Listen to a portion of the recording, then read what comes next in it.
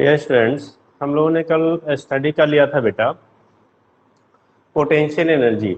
कल हम लोग पढ़ रहे थे पोटेंशियल एनर्जी, लास्ट में हमने डिस्कस किया था वर्क पावर एनर्जी यूनिट से हम लोगों ने पढ़ा था पोटेंशियल एनर्जी। ठीक है, तो उसी को हम लोग थोड़ा सा कंटिन्यू करेंगे और उसके बाद फिर यहाँ पे ठीक है वर्क एनर्जी थ्योरम हम लोग पढ़ेंगे, बाकी आगे कंटिन्यूटी हमारी रहेगी। देखो हम लोग पोटेंशियल एनर्जी हमने कल पढ़ा था बेटा, बोलता potential energy of a body और particle system is due to its position, यानी कि बॉडी की पोजीशन क्या है, बॉडी की पोजीशन क्या है, उस पोजीशन के रिगार्डिंग हमारी पोटेंशियल एनर्जी यहाँ पे एग्जिस्ट करती है। जो पोटेंशियल एनर्जी आपकी होती है उस पोजीशन किसके, बॉडी की जो पोजीशन है जिसके रिस्पेक्ट में हम स्टडी कर रहे हैं। अब अलग अलग कंडीशन में पोजीशन को हम अलग अलग डिस्क्राइब करेंगे बेटा, अलग अलग कंडीशन में हम लोग पोजीशन को अलग अलग बेटा डिस्क्राइब करते हैं। कब क्या लेंगे वो चीजें हमारे यहाँ पे डिस्कस होती हैं। ठीक है, तो बोला क्या जा रहा था, ठीक है, potential energy of a body और particle system is due to its position. अब यहाँ पे पोटेंशियल एनर्जी को हम लोग कैटेगराइज किया था बेटा ग्रेविटेशनल पोटेंशियल एनर्जी, दूसरा हम लोगों ने कह लिया था बेटा इलास्टिक पोटेंशियल एनर्जी, तीसरा होता है electric potential energy. Electric potential energy तो डिफरेंट फॉर्म में हम लोगों ने इसको डिस्कस किया था अगेन।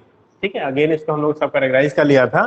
ठीक, एक था हमारा क्या gravitational potential energy, elastic potential energy और इलेक्ट्रिक पोटेंशियल एनर्जी, तीन पार्ट में हमने इसको अगेन डिस्कस कर लिया था बेटा। ठीक, अब देखो क्या हो रहा है, जैसे हम लोग कह रहे हैं ग्रेविटेशनल पोटेंशियल एनर्जी, तो जो ग्रेविटेशनल पोटेंशियल एनर्जी होती है वो हम लोग कहते हैं बेटा फ्रेम ऑफ रेफरेंस के रिस्पेक्ट में, जिसके फ्रेम ऑफ रेफरेंस जनरली अगर आपको नहीं दिया होता है बेटा तो हम लोग अर्थ को एज्यूम करते हैं as a frame of reference, earth को हम लोग ट्रीट करते हैं as a frame of reference.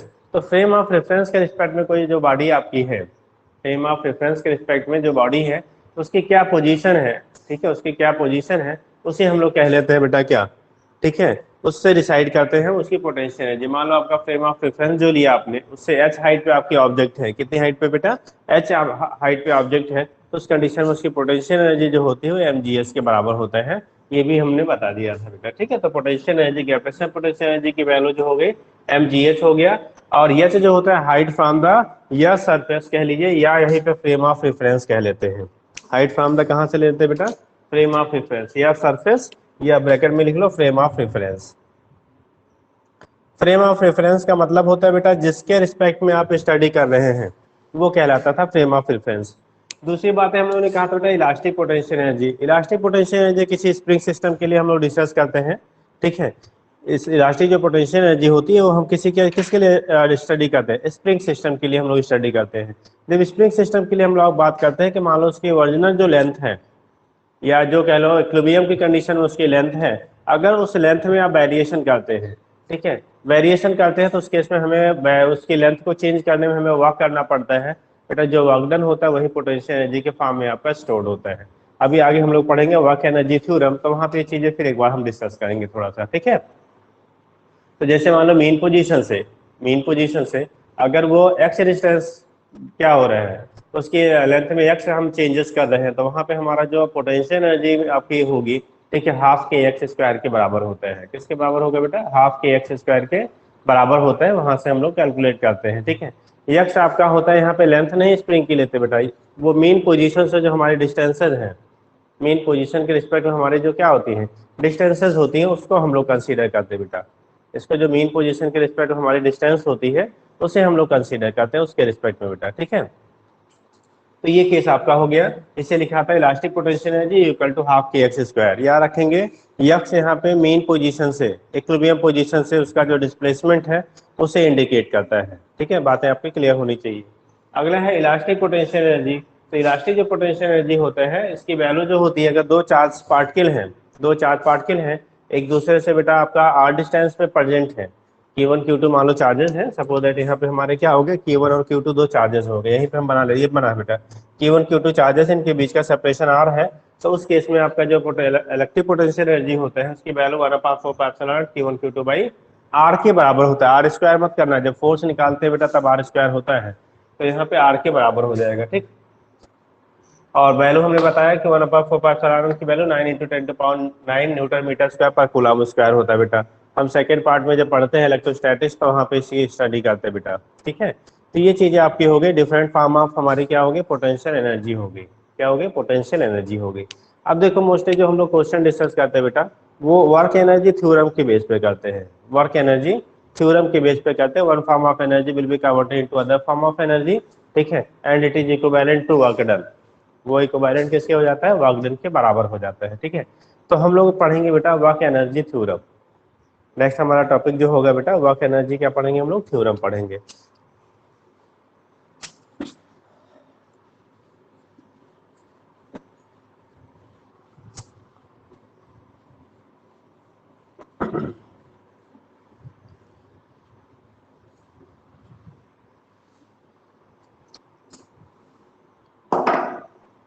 ठीक, अब यहाँ पे क्या होता है जब हम वर्क एनर्जी थ्योरम पढ़ेंगे बेटा, देखो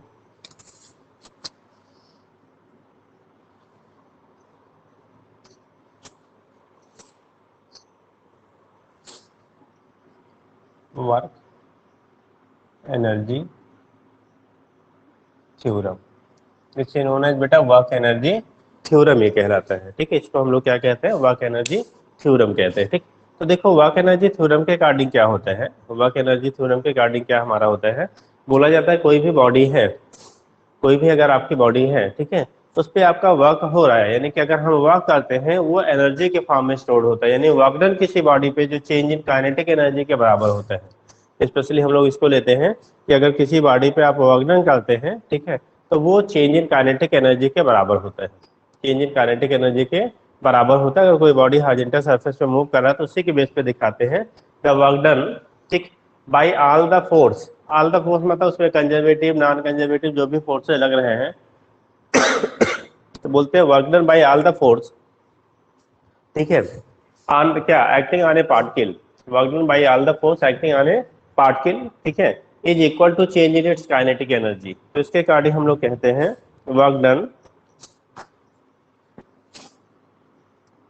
वर्क डन बाई किसके, ठीक, ऑल द फोर्स या रिजल्टेंट फोर्स कह लीजिए। ऑल द फोर्स का मतलब होता है बेटा कि उस पे जो भी कंजर्वेटिव नॉन कंजर्वेटिव जो भी फोर्सेज आपके लग रहे हैं, जितने भी फोर्सेज नेट लग रहे हैं, ठीक है, work done by all the force, work done by क्या लिखा है बेटा, ऑल द फोर्स, ठीक है, ऑन द, ठीक है,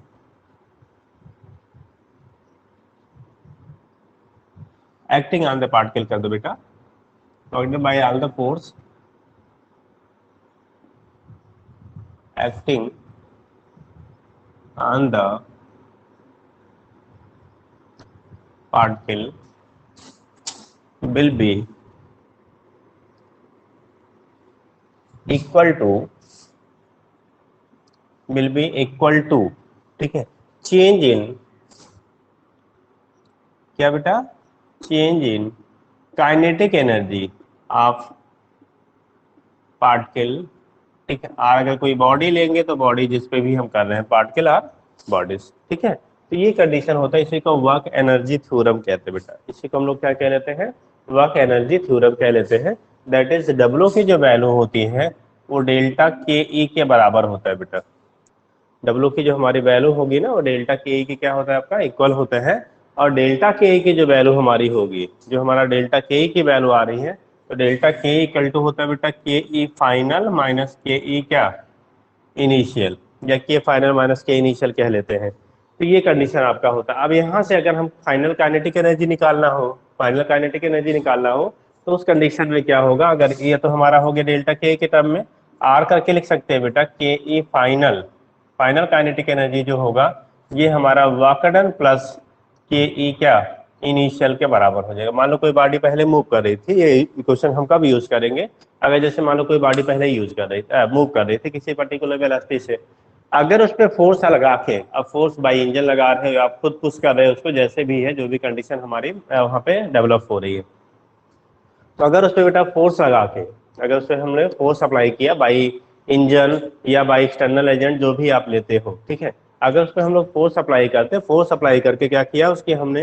ठीक है, उस पर वर्क किया, वर्क करने की वजह से हमारे काइनेटिक एनर्जी में चेंज हुई। अब देखो बेटा दो कंडीशन हमारी बनती है, यहाँ पे दो सिचुएशन बनेगा।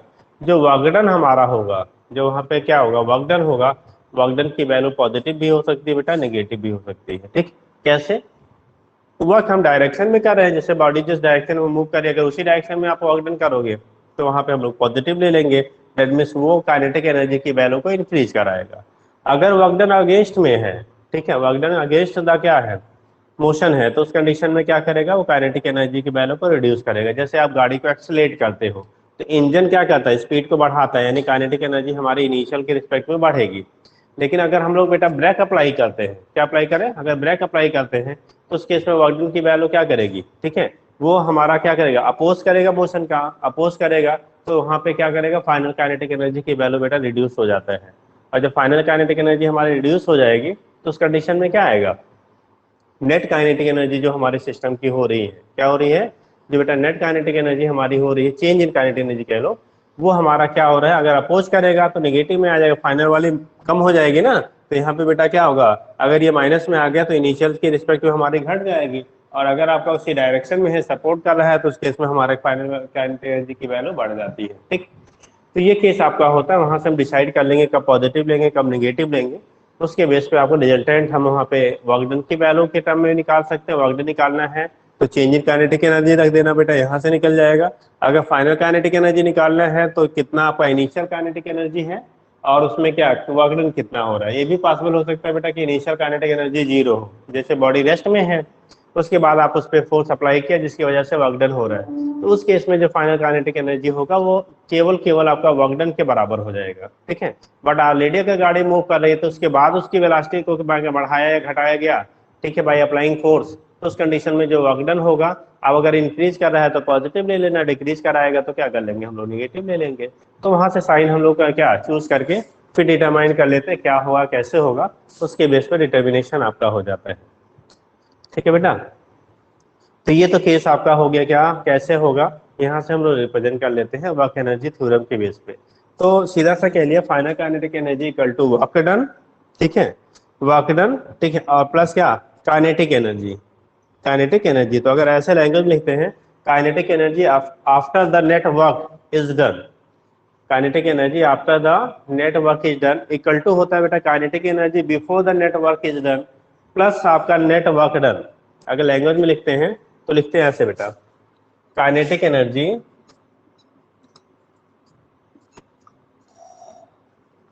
After the net work is done, work is done equal to हो जाएगा बेटा kinetic energy, energy before the net work is done plus, ठीक है, जो हम लोग उस पर नेट वर्क डन करेंगे, नेट वर्क डन करेंगे plus the net work done, plus the net work क्या हो गया बेटा, डन।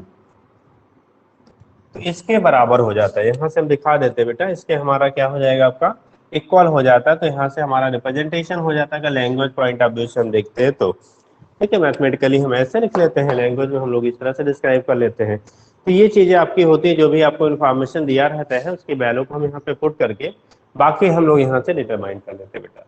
ठीक है, इतना क्लियर है। तो ये चीजें आपकी हो गई, नेटवर्क डन की वैल्यू क्या होगी, कैसे होगी, क्या कहाँ से हम ऑप्टेन करेंगे, उसके बेस पे हम यहाँ पे बेटा रिप्रेजेंट कर लेते हैं। क्लियर है भाई, कोई दिक्कत हो बेटा बताओ।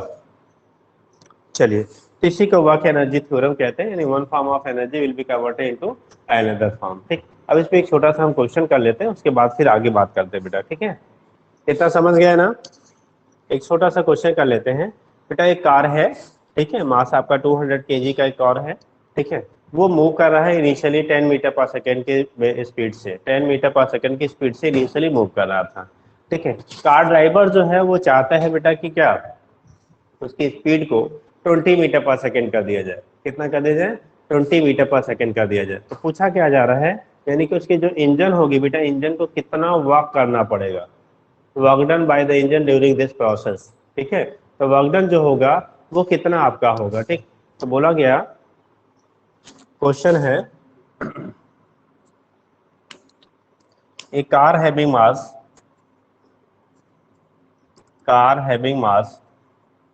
मान लो 500 kg, sorry 500 kg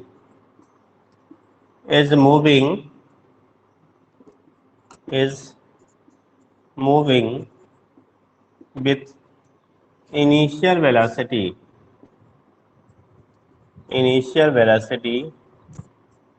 10 metre per second, 10 metre per second की इनिशियल वेलोसिटी से मूव कर रहा है।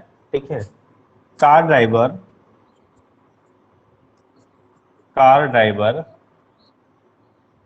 ठीक है, car driver wants to increase its speed up to 20 metre per second, 20 metre per second. Then calculate work done by the engine during this process. Then calculate work done by engine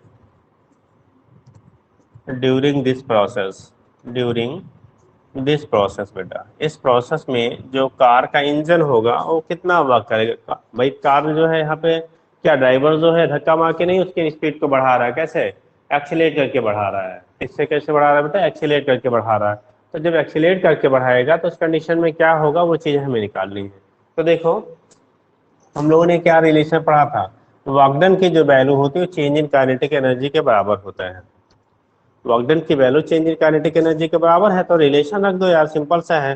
तो यहाँ पे जो होगा हमारा कितना work करेगा, ठीक है, कितना उसको वर्क करना पड़ेगा, वो चीज हम कैसे फाइंड करेंगे। देखिए अगर वर्क डन की वैल्यू आपको फाइंड करना बेटा, इस प्रोसेस में कितना कार को यानी कि जो हमारा इंजन है उसको वर्क करना पड़ेगा, तो डब्ल्यू की वैल्यू जो होती है वो के ई फाइनल माइनस के ई इनिशियल इसके बराबर होगा। ठीक है, के ई फाइनल माइनस क्या हो जाएगा बेटा, के इनिशियल के हमारा बराबर होगा। तो यहाँ से हम देख रहे हैं बेटा के ई फाइनल क्या होगा और के इनिशियल क्या होगा, उसके बेस पर रिप्रेजेंट करेंगे। तो देखो इनिशियली फाइनल काइनेटिक एनर्जी होगा half m v square minus half m u square. ठीक, हाफ एम की वैल्यू बेटा, हाफ एम कॉमन कर लो, v square minus u square कर लो। ठीक है, एक लाइन हमारा माइनस हो जाएगा। तो वर्क डन की जो वैल्यू आएगी, मास की वैल्यू दिया है बेटा, देखो यहाँ पे 500 केजी, जो मास आपका आर दिया है बेटा वो 500 केजी है। तो मास की वैल्यू हमने ले लिया 500 बाई क्या, हाफ है ना, तो 500 बाई 2 हो गया। Velocity final 20 metre per second हो रहा है और initial velocity 10 metre per second आपको दिया गया था। तो ये हो गया 250, इसके स्क्वायर किया तो 400, इसका स्क्वायर किया बेटा तो 100। आपने मल्टीप्लाई किया 250 इंटू 300 बचेगा, यहाँ से कर लो बेटा 75 आगे आप 30 75,000 जूल, या इसी को 7 पॉइंट क्या कर 75 किलो जूल कह सकते हो इसी को। तो वाकडन हमें इतना करना पड़ेगा, यही आप कह सकते हो बेटा 75 किलो जूल। जो वर्कडन टोटल होगा वो 75 जूल का हो या 75 किलो जूल कह लीजिए। तो इतना इस प्रोसेस में आपको कार के इंजन को वर्क करना पड़ेगा, तब उसकी वेलोसिटी जो हो रही है वो कितने से 10 मीटर पर सेकंड से 20 मीटर पर सेकंड में वो कन्वर्ट हो पाएगा। यानी इसकी जो वेलोसिटी है बेटा वो 10 मीटर पर सेकंड से 20 मीटर पर सेकंड में तब कन्वर्ट हो पाएगा जब कार का जो क्या है इंजन है वो इतना वर्क करेगा, इतना वर्क डन करेगा, तो उस कंडीशन में हमारा इतना बेटा चेंजेस हो जाती हैं। तो इतनी बात समझ में आई बेटा। तो इस टाइप से कोई भी क्वेश्चन अगर आपको बनता है तो आप वहां से बेटा डिटरमाइन कर लेते हैं। तो ये हो गया हमारा एनर्जी, वर्क एनर्जी थ्योरम के बेस पे एक हमने क्वेश्चन कर दिया कॉन्सेप्चुअल। अब आप कोई भी क्वेश्चन रहेगा ऐसे कॉन्सेप्ट यूज करके आप अप्लाई कर लीजिएगा। ठीक है, क्वेश्चन यूज करके हम लोग अप्लाई कर लेते हैं, क्या होगा कैसे होगा, वहां से आपको आंसर मिल जाएगा। ठीक, कितना क्लियर है बेटा। चलिए देखिए नेक्स्ट हम लोग क्या देखते हैं, अगला क्वेश्चन आपका हो जाएगा, अगला कंडीशन आपका बनता है वर्क हो गया, एनर्जी हो गया बेटा, हम लोग को पावर करना था। ठीक है, क्या करना था, पावर करना था। तो देखते हैं पावर क्या होता है।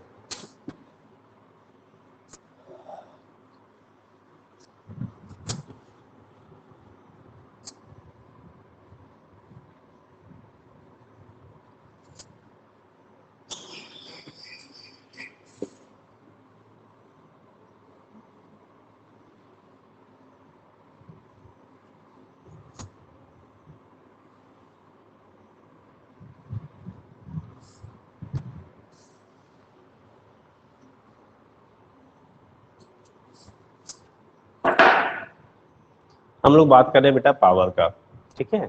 पावर की कंडीशन जब हम लोग लेंगे तो कंडीशन क्या बनेगा, देखो होता क्या है, हम लोग ने एनर्जी कहा था तो बोला था capacity of doing work, capacity of doing work is called energy.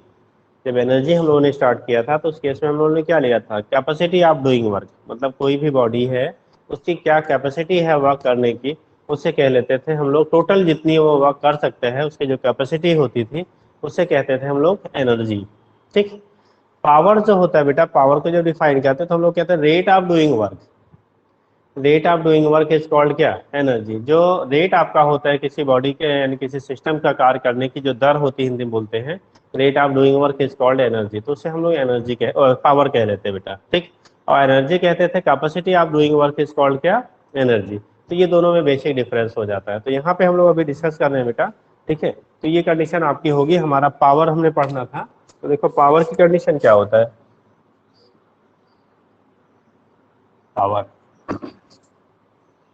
देखो जब हम लोग पावर की बात कर रहे हैं, किसकी बात कर रहे हैं बेटा, पावर की बात कर रहे हैं, तो बोला जाता है क्या, rate of doing work is called power. किसी भी मशीन का, किसी सिस्टम का, किसी बॉडी का, किसी पर्सन का जो पावर होता है वो हम लोग कह लेते हैं rate of doing work, rate of doing work is called power, ठीक। तो कहा जाता है बेटा, डिफाइन करते हैं रेट ऑफ डूइंग वर्क,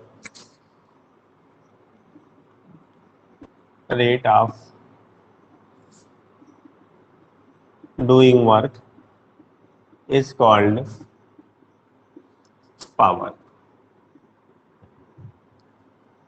जो किसी भी सिस्टम, किसी बॉडी का वर्क करने की दर होती है उसी को हम लोग क्या कहें बेटा, पावर कहें, ठीक है। या इसे time rate of doing work कह लेते हैं, the time rate of doing work कह लेते हैं, थोड़ा सा आपको कंफ्यूजन ना हो, रेट कई टर्म में निकाला जाता है, ठीक है। द टाइम रेट हम कर लेते हैं थोड़ा सा ये चीज, the time rate of, time मतलब क्या हो गया बेटा, ठीक है, कि टाइम के साथ जो रेट, टाइम रेट, रेट हम कई चीज के रिस्पेक्ट में निकालते हैं बेटा, ठीक है।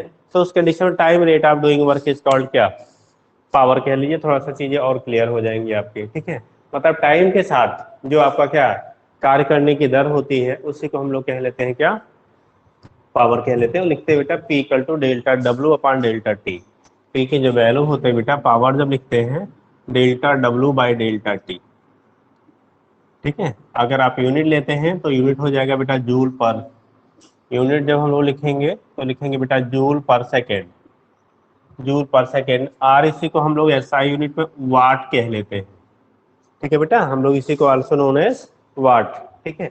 तो ये कंडीशन आपकी एवरेज पावर यहाँ से मिल जाती है, ठीक। अगर हमें इंस्टेंटेनियस पावर निकालना है, किसी स्टैंड पे जो मशीन है आपकी सिस्टम है उसके पावर की वैल्यू को आपको फाइंड करना है, तो उसे टर्म देंगे बेटा इंस्टेंटेनियस पावर, उसे क्या नाम देंगे आप, इंस्टेंटेनियस पावर कहते हैं। तो जब इंस्टेंटेनियस पावर की हम लोग बात करते हैं, ठीक है, किसकी बात करेंगे, इंस्टेंटेनियस पावर की बात करते हैं, तो इसी को जो इक्वेशन हम लोगों ने बनाया है इसको हम लोग क्या कर लेते हैं, टाइम के रिस्पेक्ट में लिमिट ले लेते हैं, limit delta T tends to zero, तो वो आ जाता है D W upon D T, ठीक है। तो कंडीशन क्या होता है, हमने बोला यूनिट जो है एसआई यूनिट हमारी हो गई जूल पर सेकेंड, ठीक है, आर इसी को हम लोगों ने वाट कह लिया। और दूसरा कंडीशन होता है अगर डायमेंशन की हम बात करेंगे बेटा, किसकी बात करेंगे, डायमेंशन पावर की बात करेंगे, तो देखो वर्क डन जो होता है, ठीक है, वर्क डन की हम लोग यूनिट लिखते हैं, वर्क का डायमेंशन लिखते हैं बेटा, ठीक है। वर्क या एनर्जी कोई किसी फॉर्म में होता है तो एम एल स्क्वायर टी के पावर माइनस टू लिखते हैं। अगेन आप टी से डिवाइड कर रहे हो तो यहाँ पे जो आएगा एम एल स्क्वायर टी के पावर माइनस टू ऑलरेडी था, और यहाँ टाइम से फिर डिवाइड कर रहे हैं तो टी के पावर क्या हो जाएगा, -3, ठीक। तो ये केस आपका होता है, यहाँ से दिखा देते हैं, डायमेंशन हो गया एम एल स्क्वायर टी के पावर -3, ठीक है। और जो हमारा यूनिट हो गया एसआई जूल पर सेकेंड, या अगर हम लोग इसी को लेते हैं किसमें बेटा, सीजीएस यूनिट में, तो आगे पर सेकेंड आप कह सकते हो बेटा, ठीक। तो फिलहाल यहाँ से हमने दिखा दिया पावर क्या होता है।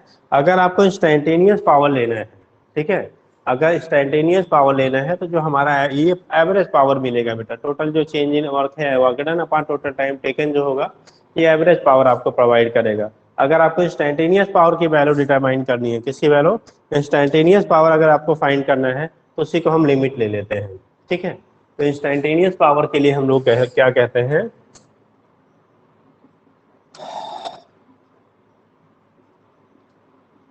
Instantaneous power. जब इंस्टेंटेनियस पावर लेना होता है तो हम लोग लिमिट ले लेते हैं, ठीक है। तो पी इंस्टेंटेनियस की जो वैल्यू होगी बेटा ये हो जाएगा बेटा limit delta T tends to कितना 0, delta W upon delta T. यही जब हम लोग बेटा लिमिट ले लेते हैं, लिमिट का मतलब होता है कि आपका टाइम इंटरवल की वैल्यू क्लोज टू 0 है, 0 नहीं है, क्लोज टू 0 मतलब वेरी स्मॉल। तो जब हम लोग वेरी स्मॉल ले लेते हैं उस कंडीशन में हमारा जो इंस्टेंटेनियस पावर मिलेगा, पे इंस्टेंटेनियस की जो वैल्यू आएगी वो आ जाएगी बेटा यहाँ पे जो delta W upon delta T है उसका जब लिमिट ले लेंगे तो यही लिखते हैं लोग डी डब्ल्यू अपान डी टी। तो पी इंस्टेंटेनियस की वैल्यू जो हो जाएगी डी डब्ल्यू अपान डी टी। ये किसी स्टैंड पे पावर है, जैसे आप कोई इंजन काम कर रहा है या कुछ भी है तो ऑलवेज पावर की वैल्यू हमारी कांस्टेंट वो वेरी भी कर सकती है, वो वेरिएशन भी हो सकता है। बट अगर किसी स्टैंड पे आपको पावर निकालना है, ठीक है, कि उस समय कितना पावर वो अप्लाई कर रहा है तो उस कंडीशन में हम D W upon D T यानी डिफरेंशियल इक्वेशन का यूज करके वहां से हम लोग पावर की वैल्यू क्या कर सकते हैं, निकाल लेते हैं। अब इसी को थोड़ा सा हम मॉडिफाई कर लेते हैं बेटा, कभी कभी हमें क्वेश्चन जो है फोर्स के टर्म में पूछ लिया जाता है, ठीक है, फोर्स के टर्म में पूछ लिया जाता है, वहां से भी हमें निकालना होता है पावर की वैल्यू क्या होगी। तो कंडीशन क्या लेते हैं हम लोग, D W upon D T को लिख सकते हैं बेटा, इसको क्वेश्चन फर्स्ट बनाया था इसे सेकंड कर लेते हैं, ठीक है। तो यहाँ पे पी की वैल्यू डी डब्ल्यू को लिख सकते हैं बेटा एफ इंटू डी एस, अरे डब्ल्यू बराबर एफ एस लिखते थे ना, तो इसे कन्वर्ट कर लिया F into D S upon D T. और सबको पता है बेटा F into D S upon D T जो होता है वो उससे हम लोग क्या लेते हैं वी, क्या कह लेते हैं, वेलोसिटी, इंस्टेंटेनियस वेलोसिटी कह लेते हैं। तो ये कंडीशन हमारा कन्वर्ट हो जाएगा एफ इंटू वी में। पावर का एक रिलेशन आ गया हमारा अनदर, जो हो गया हमारा F into V, force into velocity. Force किसी स्टैंड पे अगर हमें पावर की वैल्यू फाइंड करना बेटा, तो उस बॉडी पे कितना फोर्स अप्लाई कर रहे हैं उस स्टैंड पे और उसकी वेलोसिटी जो है इन दोनों के प्रोडक्ट के बराबर होता है, ठीक है। तो फोर्स और वेलोसिटी इसके पावर, चूंकि बेटा हमारा स्केलर क्वांटिटी है तो स्केलर प्रोडक्ट के बराबर हम लोग कहते हैं power is equal to the scalar product of force and velocity. अगर लैंग्वेज में से कह लेते हैं वैसे लिख लेते हैं, that is power is equal to scalar product of force, किसका, जो फोर्स है उस पर अप्लाई किया फोर्स, और जो उसकी वेलोसिटी उस स्टैंड पे है, फोर्स एंड वेलोसिटी लिखेगा बेटा, फोर्स एंड वेलोसिटी, ठीक है, वेलोसिटी लिख रहे हैं बेटा यहाँ पे। फोर्स और वेलोसिटी का जो स्केलर प्रोडक्ट होता है वो हमें प्रोवाइड करता है बेटा क्या चीज, वहां से हमें मिल जाता है क्या चीज, पावर की वैल्यू मिल जाती है। तो एक रिलेशन इसके बेस पे भी दिखाते हैं। देखो पावर के कुछ और भी हम यूनिट करते हैं, जैसे आपने पढ़ा होगा हार्स पावर, ठीक है, आपने पढ़ा होगा हार्स पावर, ठीक है, एचपी, ठीक। तो उस केस में क्या होता है, 1 हार्स पावर की जो वैल्यू होती है, 1 एचपी की जो वैल्यू होती है बेटा 746 वाट के बराबर होता है। जैसे आपको बहुत सारे मशीन आती हैं जो हार्स पावर के, या बहुत सारे आपकी गाड़ियां आती है हार्स पावर के टर्म में उसकी पावर को क्या किया जाता है, रिप्रेजेंट किया जाता है, ठीक है। वो बेटा हाथ पावर, कुछ लोग बोलते हैं हाथ पावर नहीं, हार्स पावर होता है, अश्व शक्ति उसे बोलते हैं हिंदी में, ठीक है। जो पावर हम दिखाते हैं जैसे कहते हैं मोटर पंप लगाया, अब माना आपका 5 हार्स पावर का है तो मतलब 5 अश्व शक्ति के बराबर है, ठीक है। अश्व मतलब घोड़ा, इतना तो जानते होंगे, ठीक है। तो जो मेजरमेंट किया जाता था वो घोड़े के पावर को रिलेट करते हैं, लेकिन अब घोड़े की भी पावर तो अलग अलग होंगे, लेकिन एक यूनिट अपने यहाँ चल रही है, वो चलती आ रही है भाई। हर जो हमारे हॉर्स होंगे सभी के वैल्यू तो बराबर होंगे नहीं, वहाँ पे वेरिएशन मिलेगा। तो जब वेरिएशन मिलेगा तो उसमें हम कैसे कंसीडर कर सकते हैं, लेकिन एक जनरल हमारा डाटा चल रहा है उसके अकॉर्डिंग हम लोग पढ़ते आ रहे हैं। तो जो एवरेज पावर हम लेते हैं तो वहाँ से दिखा देते हैं बेटा, ठीक।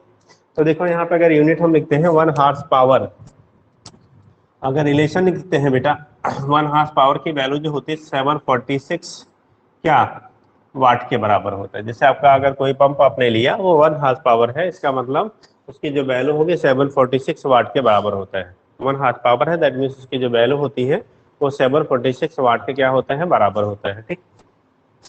तो ये कंडीशन हमारा जो होता है बेटा वो हार्स पावर का होता है, ये कंडीशन हमारा किसका है, ठीक है। अगर आप कन्वर्ट करते हो पावर को कैसे कन्वर्ट करेंगे तो यहाँ से हम लोग रिलेट कर लेते हैं। तो ये कंडीशन ये तो निकाल लिया हम लोगों ने बेटा पावर को कैसे इंटर कन्वर्जन के लिए, ठीक है। दूसरे यूनिट में अगर आप चेंज करते हो तो यहाँ से वैल्यू आपकी मिल जाती है, ठीक।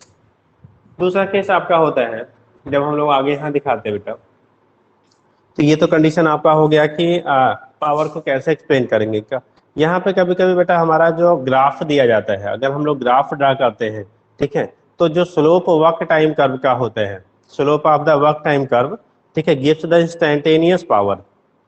किसी भी स्टैंड पे अगर आप स्लोप आपका अप्लाई निकालते हैं हम लोग बेटा, ठीक है, वर्क और पावर, वर्क और टाइम के बीच अगर स्लोप ग्राफ है तो उनके बीच का जो स्लोप आपका मिलेगा किसी भी स्टैंड पे जो स्लोप होता है वो उस स्टैंड पे उसके इंस्टेंटेनियस पावर को रिप्रेजेंट करता है। जैसे मान लो हमने यहाँ पे कह दिया, इसे पॉइंट लिख लेते हैं, slope of work time curve gives instantaneous power. Slope of work time curve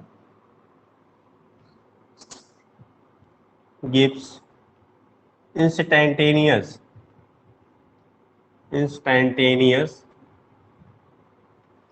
power, ठीक है। तो ये बेटा इंस्टेंटेनियस पावर को रिप्रेजेंट करता है। Slope of work time curve जो होता है वो हमारा इंस्टेंटेनियस पावर को क्या करता है, आपका रिप्रेजेंट करता है। तो यहाँ से दिखा देते क्या होगा, तो slope of work time curve gives the instantaneous power, ठीक है। अगर हम कोई बना लेते हैं, ग्राफ बना लेते हैं बेटा ये, तो देखो वर्कआउट टाइम, हमने ये मान लो ग्राफ एक ड्रा किया वर्कआउट टाइम के बीच में, ठीक है। अगर किसी स्टैंड पे आप स्लोप की वैल्यू डिटरमाइन करते हैं, जैसे मान लो हमने यहाँ पे स्लोप लिया, ये इस पॉइंट पर अगर खींच रहे हैं, तो अगर स्लोप की वैल्यू आप निकालना चाहते हो, मान लो यहाँ पे हमने इस स्टैंड पे इस पॉइंट के लिए हम डिस्क्राइब कर रहे हैं, तो यहाँ पे जो स्लोप की वैल्यू यानी tan थीटा जो होगी वो प्रोवाइड करेगा हमें इंस्टेंटेनियस पावर की वैल्यू बेटा, ठीक है। क्या देगा, इंस्टेंटेनियस पावर की वैल्यू देगा। तो यहाँ से अगर आपको निकालना है ये थीटा की वैल्यू, तो देखो यहाँ से आप लगा लो बेटा, ठीक, ये थीटा की वैल्यू अगर हमें फाइंड करनी है तो उस केस में हम यहाँ से वैल्यू क्या कर लेते हैं, कैलकुलेट कर लेते हैं।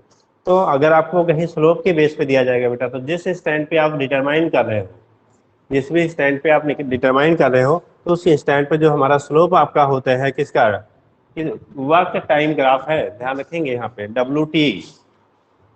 WT ग्राफ है, तो वहाँ पे जो वैल्यू हमें मिलेगी वो उस कंडीशन में हमारा क्या होगा, इंस्टेंटेनियस पावर के बराबर होना है। P equal to DW upon क्या मिल जाएगा, यहाँ पे P की जो वैल्यू मिलेगी इंस्टेंटेनियस, ये DW बाई DT के बराबर हो जाएगा। इसकी जो वैल्यू होगी DW बाई क्या होगा, DT के बराबर होगा। तो सिंपली हम स्लोप की वैल्यू को वहाँ से कैलकुलेट करके डिटरमाइन कर लेते हैं बेटा क्या होगा, ठीक है। चलिए, तो इस केस में क्या होता है, यहाँ पे इसके बेस पे हमें क्वेश्चंस भी आपको मिल जाते हैं, क्या होंगे कैसे होंगे, ठीक। तो अभी हम लोग पावर पे क्वेश्चंस कर लेंगे, फिर आगे डिस्कस करेंगे, ठीक। एक चीज और, हम एक ग्राफ और देख लेते हैं। अगर पावर और टाइम के बीच में ग्राफ है बेटा, पावर और टाइम के बीच में, ठीक है, मतलब जो पावर है आपका और टाइम के बीच ग्राफ दिया गया हो, तो उनका जो एरिया होता है, जो हमारा क्या होता है, area under the PT curve, ठीक है, area under the PT curve, power और टाइम के बीच का जो हमारा ग्राफ होता है, ठीक है, वो प्रोवाइड करता है हमारा वर्क डन के बराबर। अरे उल्टा कर लो यार, यहाँ से अगर हम क्या DW equal to P into dt कर लेंगे, P इंटू क्या कर लेंगे dt, तो W की वैल्यू होगी इंटीग्रेशन P इंटू dt। तो दूसरा पॉइंट हम लोग यहाँ लिख लेते हैं, area under PT curve gives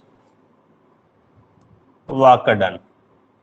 तो इस केस में जो होता है ये वर्क डन के बराबर होता है। यहाँ से हम लोग लिखते हैं since P equal to DW by DT, तो कर सकते हैं R DW इक्वल टू हो जाएगा P इंटू कितना DT, तो W की वैल्यू होगी integration P into DT। Integration क्या मिल जाएगा हमारा, P इंटू DT, ठीक है।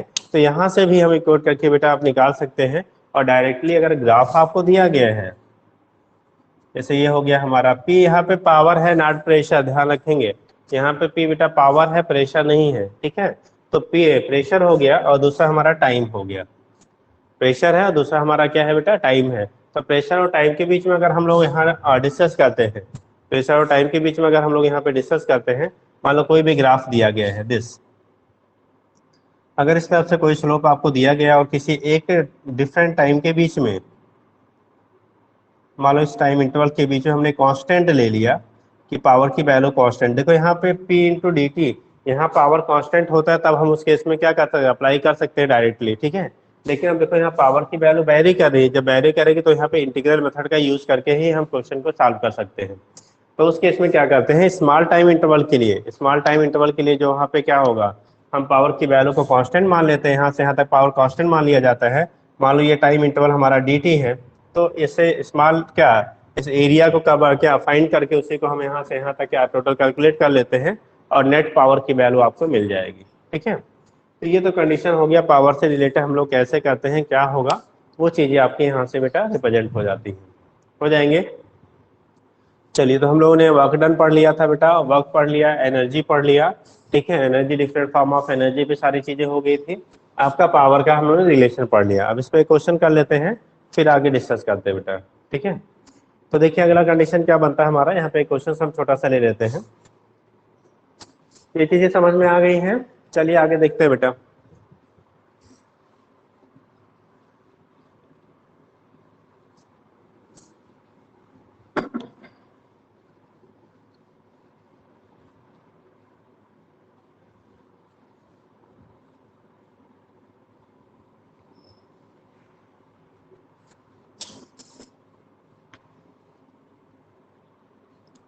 तो नेक्स्ट क्वेश्चन यहाँ पे एक हम लोग क्वेश्चन ले लेते हैं बेटा।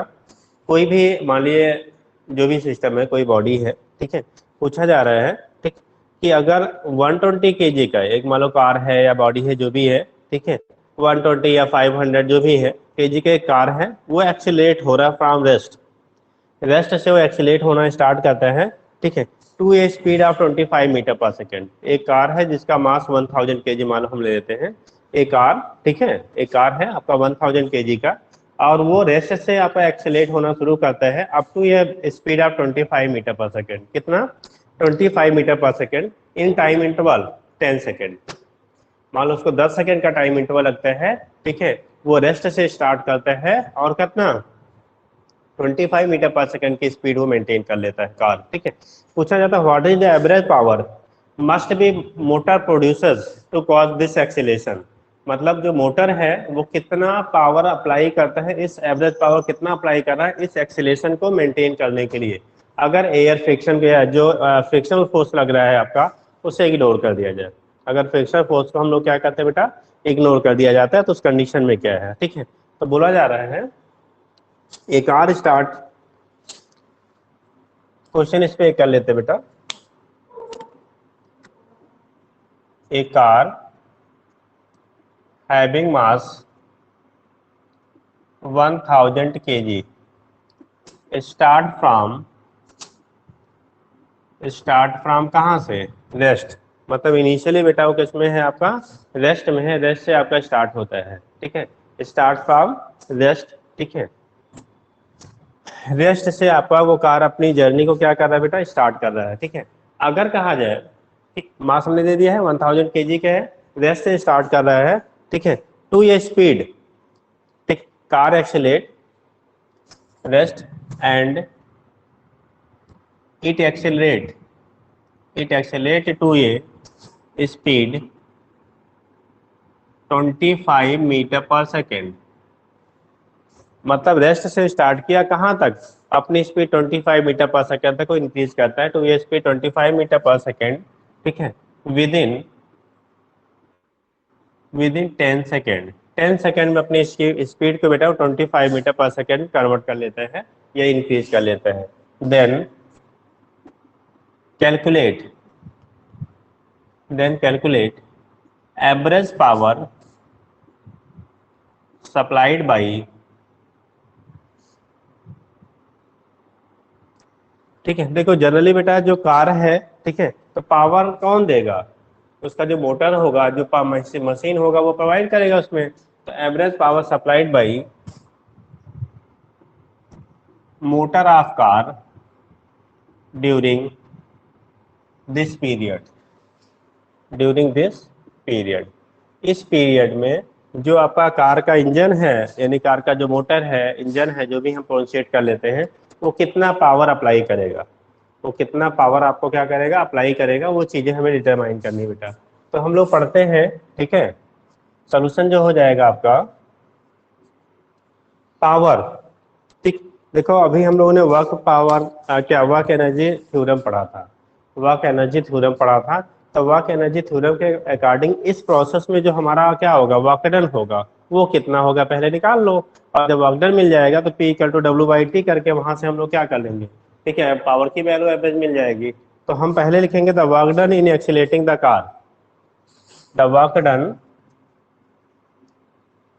Done in accelerating the car, accelerating the car को एक्सीलरेट करने में आपको वर्क डन की वैल्यू कितनी होगी, work done in accelerating the car को एक्सीलरेट करने में आपको वर्क डन की वैल्यू कितनी होगी। तो यहाँ से वर्क डन लिखेंगे W equal to, work energy theorem से हमने लिखा था बेटा, W की जो वैल्यू होती है डेल्टा KE के बराबर होता है, चेंज इन काइनेटिक एनर्जी के हमारा क्या होता है, बराबर होता है। वर्क डन की जो वैल्यू हमारी होती है बेटा वो चेंज इन काइनेटिक एनर्जी के हमारा बराबर होता है, ठीक है। तो चेंज इन काइनेटिक एनर्जी यानी KE final minus KE initial हो जाएगा, तो ये वैल्यू हमारी आएगी KE फाइनल माइनस KE बेटा इनिशियल, देखो, और KE फाइनल होगा half EMB square, KE initial होगा हाफ EMU स्क्वायर। ध्यान रखना कि जो कार हमारा स्टार्ट होता है बेटा रेस्ट से होता है, और रेस्ट से होने का मीनिंग हो गया यू की वैल्यू क्या हो जाएगी, 0। अगर कोई भी सिस्टम आपका रेस्ट से स्टार्ट हो रहा है दैट मीन्स इसके लिए यू की जो वैल्यू होगी वो क्या हो जाएगी, 0 हो जाएगी। और देखो कितना स्पीड वो मेंटेन कर रहा है, अब 25 मीटर पर सेकेंड, यानी कि स्पीड जो उस जर्नी में वो मेंटेन कर रहा है उस विद इन 10 सेकेंड में वो 25 मीटर पर सेकेंड है। तो इसका मतलब ये बी का काम करेगा, किसका काम करेगा, ये फाइनल वेलोसिटी v की वैल्यू हमारी हो गई 25 मीटर पर सेकेंड, ठीक। तो यहाँ से रखेंगे क्या बेटा कि W की वैल्यू होगी हाफ m की वैल्यू आपको 1000 kg दिया गया है, 1000 kg का आपका कार है, तो ये हो गया बेटा 1000 इंटू 25 का होल स्क्वायर। ये फैक्टर बेटा चूंकि इनिशियल वेलोसिटी 0 है तो अगर u की वैल्यू 0 रखेंगे तो ओवरऑल फैक्टर हमारा 0 हो जाएगा, तो दिस इज वैल्यू 0 हो गई बेटा, ठीक। यहाँ से करेंगे ये 500 हो गया, तो आ गया बेटा 500 इंटू 25 का स्क्वायर हो गया बेटा 625 होता है, ठीक। अब यहाँ से मल्टीप्लाई कर दो, ये 0 0 5 5 जा 25 2 5 2 जा 10 2 12 बच्चा 1 5 3 6 जा 30 31, इतना जूल आ रहा बेटा। अभी हम कन्वर्ट बाद में करेंगे, अभी नहीं कर रहे हैं। 31,200 क्या 3,12,500 जूल, मतलब इस प्रोसेस में जिसको वर्क करना पड़ रहा है, जो हमारा वर्क डन हो रहा है वो कितना हो गया 3,12,500 जूल वर्क किया, ठीक। अब कंडीशन हमें निकालना क्या था, पावर की वैल्यू निकालनी थी बेटा, ठीक। पावर की वैल्यू आपको क्या करनी थी, निकालनी थी। सो पावर सप्लाइड बाई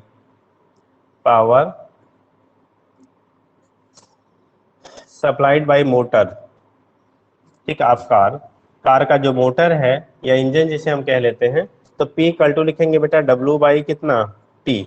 अब देखो यहाँ से जो वैल्यू मिलेगी एवरेज पावर हमें मिलेगा बेटा, क्योंकि 10 सेकंड का टोटल हम निकाल रहे हैं, तो यहाँ जो पावर हमें मिलेगा वो हमें एवरेज पावर मिलता है बेटा। कौन सा पावर मिलेगा आपको, this is the average power, ठीक है। तो पावर की वैल्यू जब लिखेंगे तो W की वैल्यू हमने कैलकुलेट कर रखा है बेटा 31, ठीक है 2500, ठीक। बाई आपको टाइम इंटरवल 10 सेकेंड दिया गया है, तो एक टाइम 0 कैंसिल हो गया बेटा, यानी 31250 ये हो गया वाट, क्या हो गया वाट, इतना पावर, ये जूल पर सेकेंड आप कहेंगे। और इसी को जब किलो वाट में करेंगे तो ये वैल्यू आ जाएगी बेटा 31.25 किलो वाट।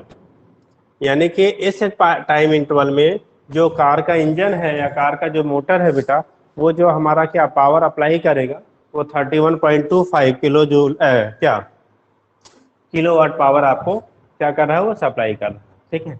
तो यहाँ से वैल्यू हम कैलकुलेट कर लेते हैं अगर इस टाइप का कोई क्वेश्चन हो तो। ध्यान रखेंगे कोई जरूरी नहीं कि ऑलवेज पावर डायरेक्टली आपको वहाँ पे गिवन हो, अगर पावर नहीं गिवन है उसकी वेलोसिटी वगैरह चेंज हो रही है पे हम करेंगे क्या, किसको यूज करके, वर्क एनर्जी थ्योरम यूज करके पहले आप वर्क डन फाइंड कर लेना, फिर P इक्वल टू W/T है लगा के इसको हम लोग क्या हैं पावर की वैल्यू कैलकुलेट कर लेते हैं। तो जैसा आपको क्वेश्चन दिए रहेंगे बेटा उसके अकॉर्डिंग थोड़ा सा मॉडिफाई करना पड़ता है आपको, उससे थोड़ा सा मॉडिफाई करना पड़ेगा, ये चीजें ठीक है मालूम होनी चाहिए कैसे होंगी क्या होंगी, तो वहां से हमारा रिप्रेजेंटेशन हो जाता है। इतनी बातें क्लियर हो गई बेटा। अब देखो दूसरी चीज होती है, पावर पे क्वेश्चन और हम कर लेते हैं, ठीक है, पावर के बेस पे क्वेश्चन सॉल्व कर लेते हैं क्योंकि बार बार इस पे रिपीट होते रहते हैं क्वेश्चन। हो गया?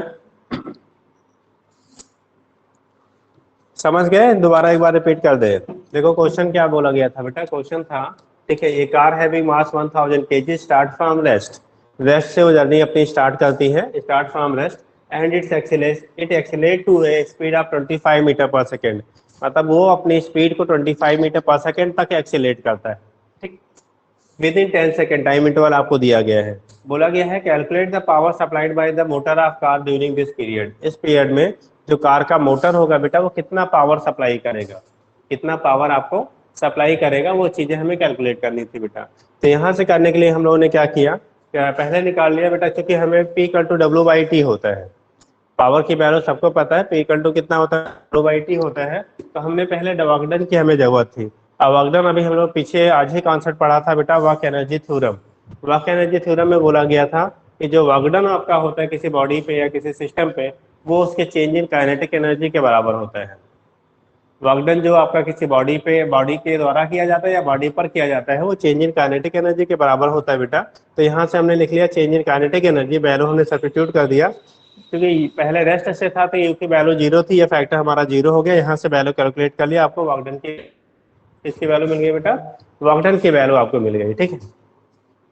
फिर सेकेंड थिंग हमें करना था, पावर चाहिए, क्वेश्चन में तो हमें पावर चाहिए था, वागडन नहीं निकालना था, लेकिन अब वागडन बिना फाइंड किए हम पावर यहाँ से डायरेक्ट कैलकुलेट नहीं कर सकते हैं, तो इसलिए हो गया so power supplied by the motor of car P equal to W/T कर लिया, यहाँ से सब्स्टिट्यूट करके आपको आंसर यहाँ से मिल जाता है बेटा।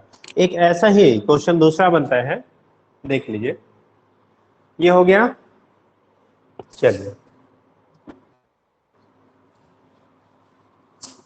एक क्वेश्चन और देख लीजिए बेटा, फिर आगे देखते हैं।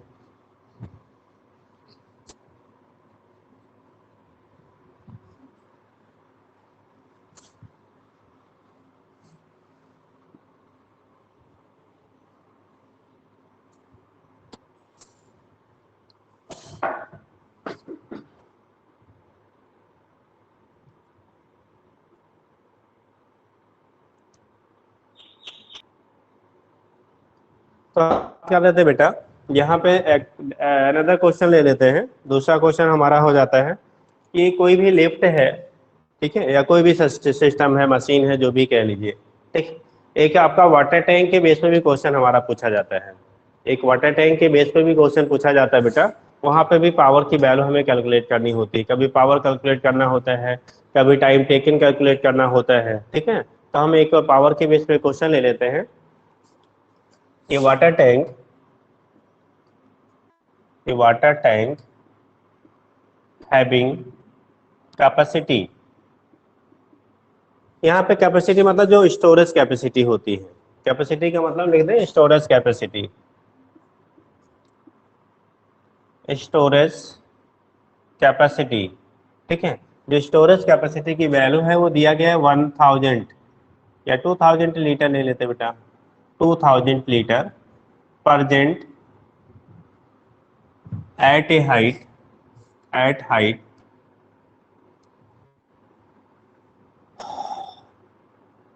20 मीटर, 20 मीटर, ठीक है, 20 मीटर, ठीक, विल बी फिल्ड बाई, क्या ये मोटर पंप 20 मीटर हाइट पे रखा है, which is filled by, which is filled with the help of, ये मोटर पंप, ये मोटर पंप विद इन, ठीक है, जो टाइम इंटरवल लिया जा रहा है मोटर पंप से, उसको बेटा हम लोग फिल कर रहे हैं, विद इन आप ले लो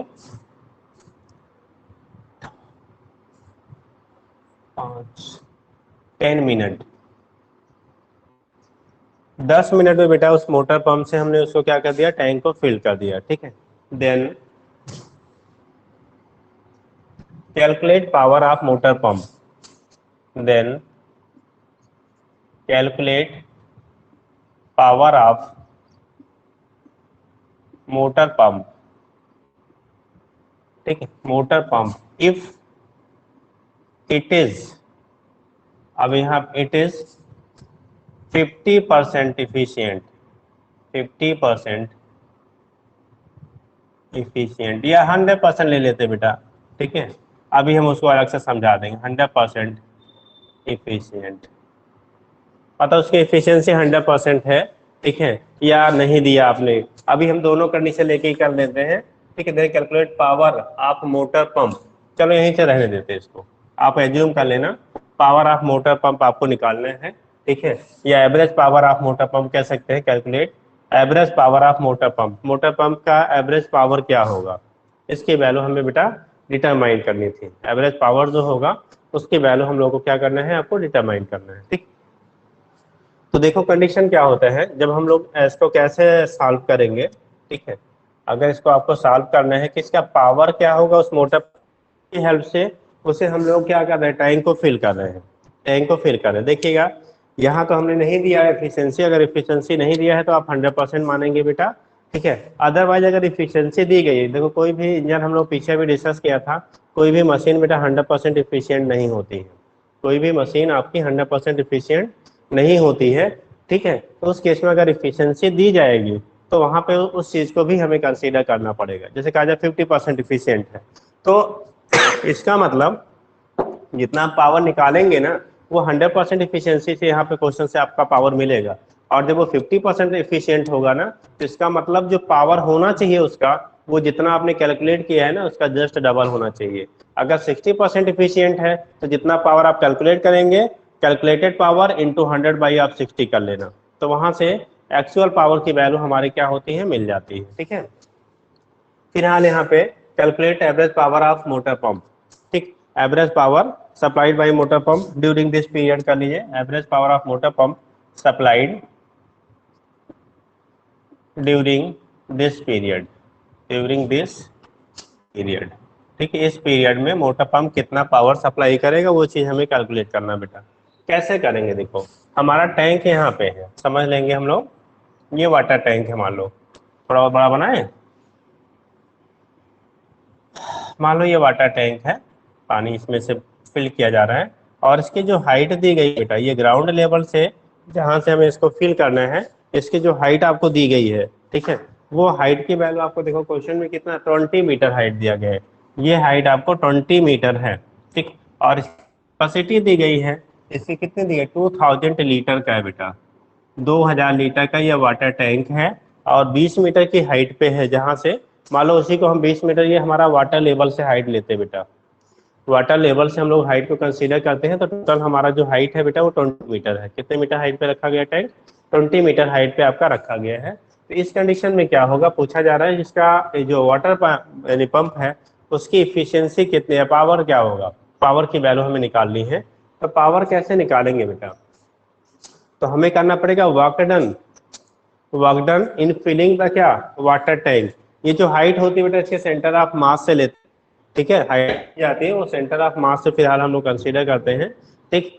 तो वो अंडरस्टूड होता है कि सेंटर ऑफ मास ही दिया जाता है, अदरवाइज अगर सेंटर ऑफ मास से हाइट नहीं दी रहेगी तो आपका वहां से उसके टैंक की हाइट आपको वहां पे क्वेश्चन में प्रोवाइड की जाए, और जनरली प्रोवाइड नहीं की जाती तो हम मान लेते हैं वो सेंटर ऑफ मास से हमारी हाइट दी गई है बेटा, ठीक है।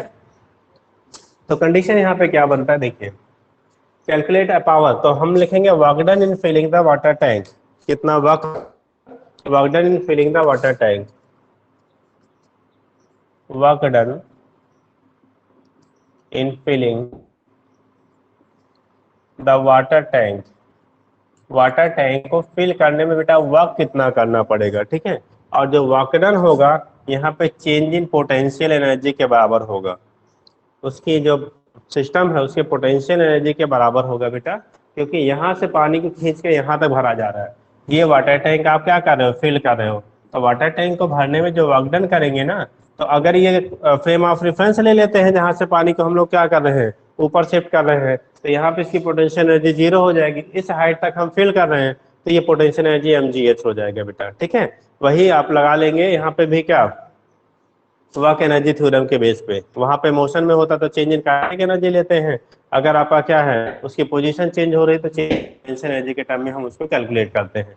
तो यहाँ से दिखाएंगे बेटा डेल्टा यू की जो वैल्यू होगी, ठीक है, वो वर्क डन के बराबर, तो डब्ल्यू की वैल्यू जो होगी बेटा, क्योंकि इनिशियल जो है 0 है तो यही होगा बेटा you final minus you initial, और आप ले लेंगे यू इनिशियल की वैल्यू क्या है, 0 है, तो यही वैल्यू हमारी यू फाइनल के बराबर होगा क्यू इनिशियल, तो ये वैल्यू आएगी M G into H minus zero हो जाएगा, क्योंकि आपका इनिशियली जो है इसे हम यहाँ पे यू की जो वैल्यू लेंगे वो क्या ले लेंगे, यू मतलब वेलोसिटी नहीं है, पोटेंशियल एनर्जी है बेटा यहाँ।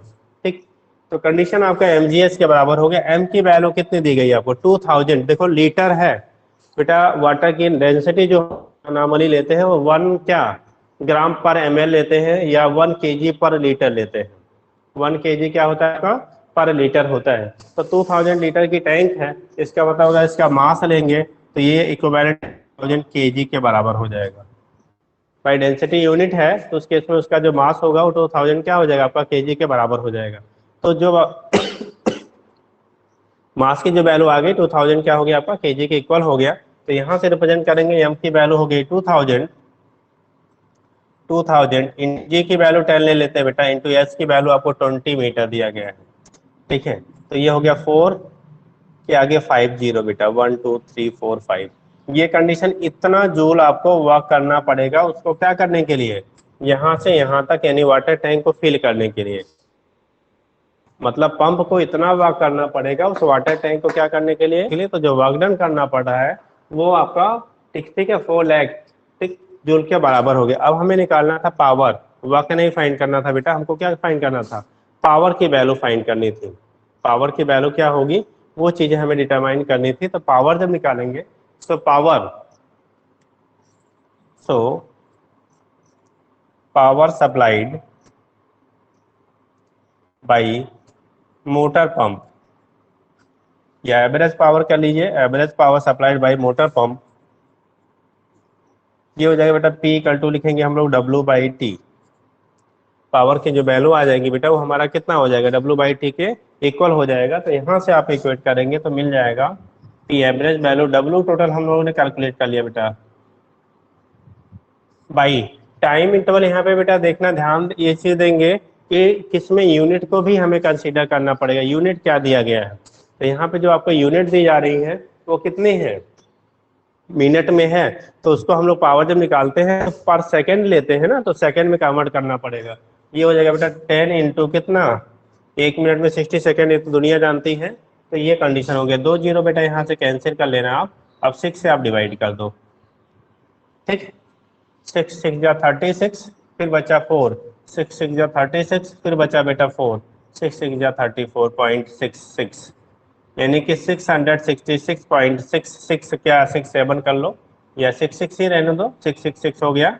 ठीक है, तो इतना आपका हो गया वाट। इतने वाट का मोटर पंप अगर लगाते हैं और वो 100% इफिशियंट है, ध्यान देने की बात ये है कि अगर 100% इफिशियंट है तो 10 मिनट में 2000 लीटर की टंकी भर देगी। अब कुछ लोग के दिमाग में आ रहा हुआ हमारे यहाँ तो 500 लीटर का ही लगा है, 1000 लीटर का ही लगा हो, 20-20 मिनट चलती है हमारी पंप। रीजन क्या होता है बेटा, 2 चीजें। एक तो जो आपकी हाइट होगी जहां पे आपका क्या है टैंक रखा हुआ है, ठीक, और जो मोटा पंप आपका निकालता है ना वो जमीन पे पानी नहीं रहता जिसको निकालता है, जमीन के अंदर से निकालता है। ठीक है, तो कितनी डेप्थ में आपका जो क्या अपने उसमें लगा रखा है, जो गहराई है कितने गहराई तक आपने क्या किया है, ठीक है, उसमें होल करा रखा है, यानी कि जो आपकी जिससे हम क्या हैंड पंप या जो भी चीजें हैं, ठीक है, वो कितनी गहराई पे है तो उतनी गहराई से उसको क्या करना पड़ता है, पानी को खींच के और जो टैंक आपको लगा है वहां तक पहुंचाना पड़ता है, पहली बात। ठीक है, दूसरी कंडीशन आपकी होती है बेटा किसी भी पंप की एफिशिएंसी जो होती है, जो मोटर पंप हम लोग यूज करते हैं उसकी एफिशिएंसी 100% तो किसी को होती ही नहीं यार। तो जो नॉर्मली एफिशिएंसी होती है 50-60% आपकी मिलती है। ठीक है, और अगर इंजन मोटर आपका थोड़ा गड़बड़ गड़बड़ है तो वो 40-50% भी हो सकता है। ठीक है, तो एवरेज जो एफिशिएंसी मिलती है 50-60% तक मिल पाती है बेटा। और आपका मोटर अगर कुछ गड़बड़ है तो 30-40-20% भी हो सकता है। तो इसीलिए आपको जो टाइम टेकन होता है उसको फिलिंग में वो ज़्यादा लगता है। और दूसरी चीज़ हम लोग यहाँ जब बात करते हैं तो कोई विस्कस फोर्स की बात नहीं कर रहे हैं, कोई फ्रिक्शन फोर्स की बात नहीं कर रहे हैं। जबकि जब पंप क्या करेगा, पुल करेगा, उसको पानी के ऊपर ले जाएगा तो वहाँ पर उनके बीच विस्कस फोर्स भी लगेगा। ठीक है, सरफेस के बीच में वो पंप चल रहा है तो वहाँ पे फ्रिक्शन भी डेवलप हो रहा है। तो इन सब फैक्टर्स में भी हमारी एनर्जी खर्च होती है, इसीलिए एक्चुअल में जो आपको फिलिंग में टाइम लगता है वो काफ़ी ज़्यादा लगता है। ठीक है, जबकि यहाँ पे देखो 2000 लीटर का जो पंप है 20 मीटर की ऊंचाई पे था, 20 मीटर का लगभग क्या 66 फीट वगैरह लगभग हो जाएगा अप्रॉक्सीमेटली। ठीक है, तो उस कंडीशन में क्या होता है, अब इसके अकॉर्डिंग आप निकाल लीजिए आपका घर का पंप क्या 200 फीट आप नीचे ले गए हो कि 300 फीट नीचे ले गए हो कि 50 फीट नीचे ले गए हो, जितने फीट नीचे है जितनी गहराई उसके अकॉर्डिंग हम मेजर करते हैं। बट इफिशियंसी जो होती है वो आपकी मोटर की क्वालिटी और बाकी फैक्टर पे भी डिपेंड करता है, ठीक है। तो ये सारी चीज़ होती है, इसीलिए वहाँ पे हमें टाइम ज़्यादा लगता है फिलिंग में। तो ये कंडीशन हम लोगों ने डिस्कस कर लिया बेटा, जिसका पावर पे हमने क्वेश्चन भी कर लिया। अब बाकी कल करेंगे, इतना आप यहाँ पे मेंटेन कर लीजिएगा, क्वेश्चन इस पे कर डालिएगा, ठीक है। बाकी फिर कल करते हैं बेटा, इतनी चीज़ें आपका कंप्लीट हो जाए, बाकी रिवीनिंग हम लोग कल करेंगे, ठीक। ठीक है, ओके बेटा।